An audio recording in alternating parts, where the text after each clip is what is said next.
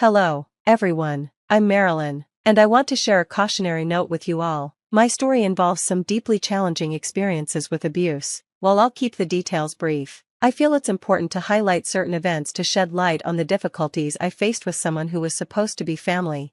Marrying my now ex-husband, Henry, is something I deeply regret. At first, Henry seemed like a wonderful person, and his family appeared equally admirable. His mother, Kayla, was involved in charity work, and his father, Bruce, was a successful businessman who made sure his family never lacked for anything. They seemed like the perfect family, and I was thrilled to join them. But after marrying Henry, things took a darker turn, primarily due to Kayla's behavior toward me. Her treatment started with small, petty actions, like hiding my glasses, phone, and purse, leaving me distressed as I searched for them while she watched, amused. As time went on, the acts grew more malicious. She would ask me to handle scalding hot pots, deliberately causing me pain. One instance stands out. She added fish sauce to a dish knowing I was allergic, causing a severe reaction that made me miss an important event. She would demand hours of cooking from me only to throw the food away afterward, denying any involvement or claiming these actions were accidental. The cruelty escalated further when, at a family gathering, she intentionally caused me to slip, trying to embarrass me in front of everyone. After enduring this for months, I finally confronted Kayla and asked for my husband's support. I demanded to know why she was targeting me, expressing how utterly exhausted I was by her behavior. Her response was pure denial and deflection. She accused me of being overly dramatic, insinuating that my complaints stemmed from jealousy, an accusation that was both baseless and deeply hurtful. Despite Kayla's outward image as a charitable, respected community member, her actions behind closed doors painted a very different picture, one that was difficult to reconcile with the image others had of her. What was even more shocking was the indifference Henry showed toward the abuse I was enduring from his mother. It became clear that Kayla was manipulative, expertly hiding her malicious actions behind a facade of innocence. And despite knowing exactly what was going on, like her dangerous tampering with my food and the deliberate misplacement of my belongings, Henry shockingly sided with her. When I confronted him, urging him to acknowledge his mother's abuse, he dismissed it outright. "You're being ridiculous, Marilyn. My mom would never do that. It's all in your head," he said. His response left me stunned. He echoed Kayla's claims that my worries were simply a result of jealousy and paranoia, completely ignoring the evidence of her malice. His denial of the truth was bewildering, especially from someone who had once shown me love and care. It felt as if I had been struck by lightning, blindsided by his complete disregard for my well-being. That's when Kayla intervened, threatening to kick me out of their home and telling me I was unworthy of their family. She even suggested that Henry could leave with me, hinting at the potential loss of his inheritance if he took my side. Henry's response crushed me. He sided with his mother, reassuring her of his loyalty and promising to correct my behavior. His readiness to dismiss me to preserve his standing in the family exposed a painful truth. Henry's loyalty was not to me, but to his future wealth. We had been living under his parents' roof, their insistence on it, with Henry working for his father's company. While he had some assets, he owned no property of his own and was heavily reliant on his parents for financial security. His sights were set on his father's wealth, and he wasn't about to jeopardize his inheritance by supporting me against his mother. This realization made it clear how deep Henry's greed ran, and how far he was willing to go to protect his interests, no matter the cost to our marriage or my well-being. Bruce, my father-in-law, was often away on business and remained oblivious to the turmoil brewing within the home. I never imagined that Henry, my husband, would choose not to stand up for me. His response to my plea for support was nothing short of shocking. "Marilyn, what's wrong with you? Do you want to risk our place in this family?" he asked dismissively after I shared the details of the abuse I had suffered at the hands of his mother. Feeling disheartened, I shot back, asking, what kind of partner would prioritize his future security over the well-being of his spouse? His defense was equally disheartening. He argued that it was unreasonable for me to expect him to confront his mother, suggesting that doing so could jeopardize his inheritance. I pressed further. "Is your inheritance more important than our marriage?" I suggested that we could start fresh, away from his family's influence, even if it meant living more modestly, but he dismissed the idea immediately, insisting that we could never afford such independence and demanding that I simply endure his mother's treatment without complaint. In that moment, the truth hit me hard. Henry had chosen his path, and it was not the one I had envisioned for us. He was not the partner I believed him to be. Feeling isolated and unsupported, I made a decision. I would not let Kayla's manipulations defeat me. Instead of fleeing, I would expose her for who she truly was. My plan was daring yet straightforward. I discreetly gathered footage from the house's security cameras, documenting Kayla's abusive actions. I carefully compiled the evidence into a video, setting it aside for the right moment, Kayla's upcoming birthday party, which would be attended by family and guests, including Bruce, her husband.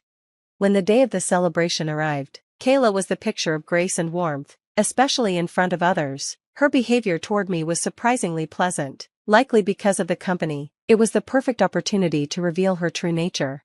My resolve was firm. It was time to expose Kayla's cruelty without making a scene. I played along during the festivities, biding my time. When the birthday cake had been served and the moment felt right, I stood up and addressed the gathering. "Thank you all for joining us to honor Kayla on her special day," I began, my voice steady. "Many of you are familiar with her reputation as a kind and generous individual. Today, I prepared something to showcase just how remarkable my mother-in-law truly is." I gestured toward a screen set up for the occasion. Instead of merely talking about her deeds, I've compiled a video to give you all a closer look. Please enjoy. As the video played, it revealed the truth of Kayla's actions, and the facade she had so skillfully maintained began to crumble before everyone's eyes. I was ready for whatever came next, knowing that I had friends who would stand by me at a moment's notice. After years of enduring mistreatment, my resolve had solidified. I was determined to stand my ground and expose Kayla's duplicity for everyone to see. My concern for what my husband or his mother thought of me had vanished. I was beyond caring. The reaction to the video was immediate and intense. The guests were visibly stunned, while Kayla and Henry were left speechless, caught off guard by the revelation. Bruce, who had been distant due to his business commitments, was understandably shocked by what he saw. When the video ended, it was Bruce who broke the silence, demanding an explanation from Kayla. Kayla, desperate to protect herself, tried to dismiss the footage as manipulated. She insisted she was innocent, accusing me of malice. Her attempt to deflect blame only fueled my determination. The audacity of her claims, suggesting that an entire year of abuse was a product of my imagination, was staggering. I watched, wondering if anyone could still be fooled by her lies after witnessing such clear evidence of her actions. Calmly, I addressed Kayla's attempts to discredit me. "So, you're accusing me of tarnishing your reputation? How about we involve the police and see if they think these videos are fake?" I suggested, keeping my tone steady. Kayla scoffed at the idea, dismissing the police as a waste of time and insisting that the footage was nothing but lies on my part. But the mention of law enforcement clearly rattled her. She hadn't expected me to make such a bold move. This was a step too far for her, and her panic was evident.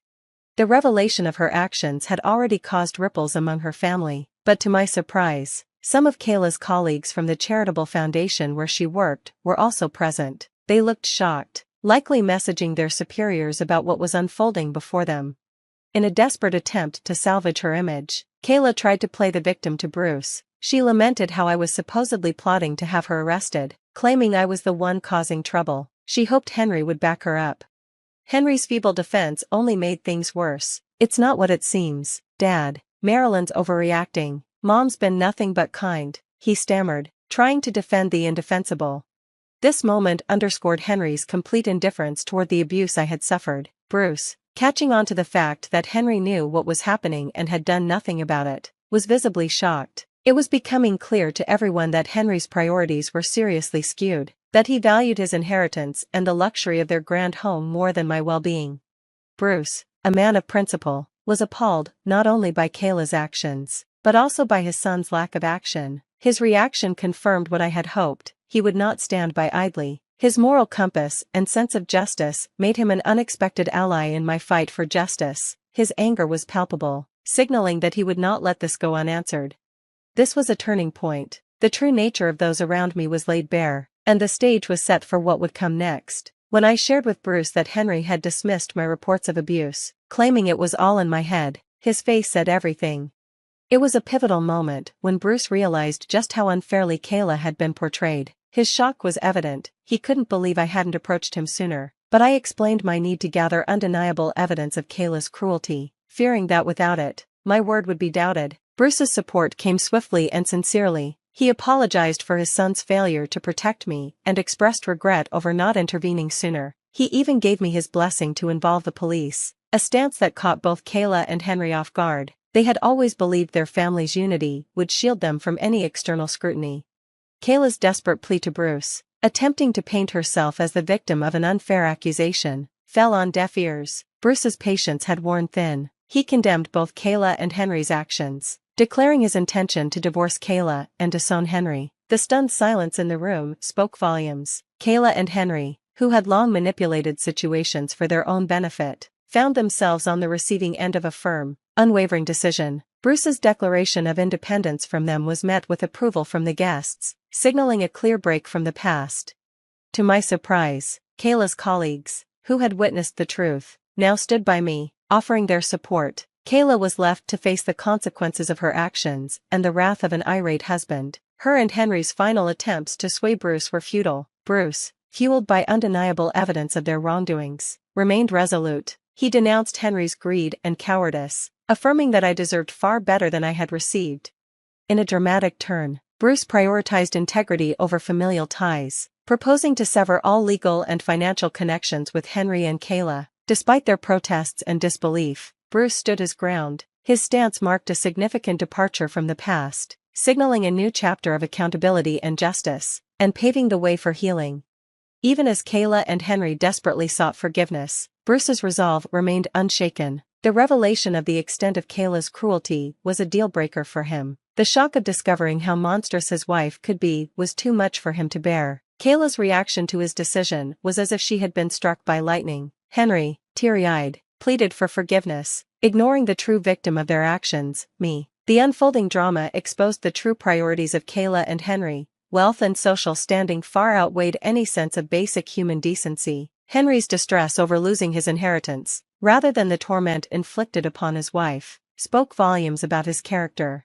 Kayla, too, resorted to tears, but not in an apology to me. She wept in an attempt to sway Bruce from making his drastic decision, pleading for forgiveness as though the betrayal could be brushed aside as a mere mistake. Their apologies, once directed at me, now rang hollow under Bruce's pointed scrutiny.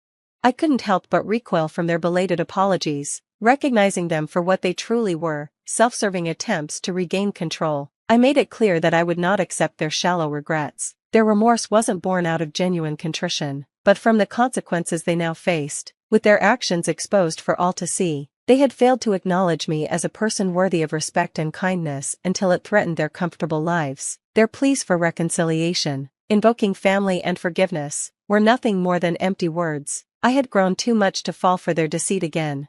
Their attempts to make amends were too little, too late. I stood firm in my resolve to break free from their toxic influence, knowing I deserved far better than the treatment they had subjected me to. As Kayla and Henry pleaded for forgiveness, calling for a return to our so-called perfect family, I couldn't help but laugh. The irony was striking. In what universe does a perfect family include abuse and neglect of one of its own? Their apologies, self-serving and hollow, felt more like bad jokes.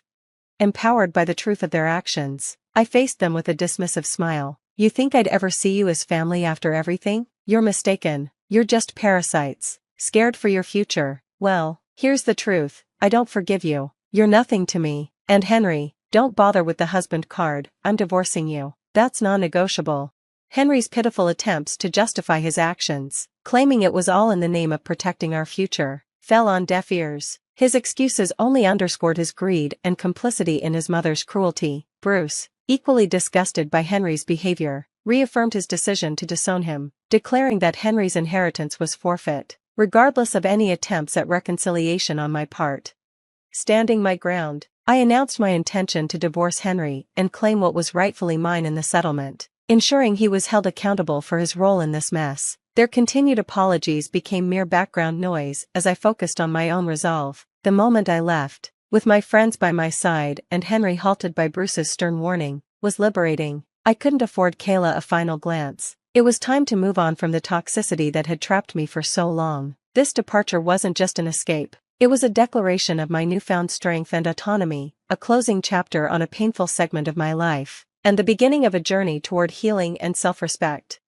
Eager to erase the memory of Kayla's cruelty, I chose not to involve the police. With Bruce initiating the divorce and disowning Henry, legal battles seemed unnecessary. They were already facing the consequences of their actions. Bruce had evicted them, and without a prenuptial agreement in Kayla's favor, she had no claim to his wealth. Kayla's misconduct was exposed by her colleagues at the charity foundation, leading to her dismissal. Henry lost his position in his father's company and any hope of a significant inheritance, leaving them to consider me, of all people, as their fallback. Given my stable job and finances, Kayla's audacity to seek help from me under the guise of familial bonds was swiftly met with a firm denial and the threat of legal action should they attempt to contact me again. In time, I settled into a new home, navigating the early stages of independence as the divorce proceedings unfolded. Henry, lacking a prenuptial agreement and faced with the undeniable evidence of his and his mother's misdeeds, conceded to the division of his assets with little resistance. Once our divorce was finalized, I invested in a modest apartment, a tangible symbol of my fresh start. Henry's subsequent struggles, juggling multiple jobs to support his uncooperative mother, seemed to him an unjust reversal of fortune. His attempts to reconcile were met with dismissal from me. Their ongoing hardship served as a prolonged retribution, a consequence of their own making. Now, with the dust settled, my life has moved on to a peaceful chapter, mirrored by Bruce's recovery from the ordeal. Henry and Kayla, however, are living out the natural consequences of their actions. It's a fitting resolution to a tumultuous period. This slow burn of a turnaround underscores a profound shift in our fortunes, highlighting the lasting impact of choices and the eventual realization of justice.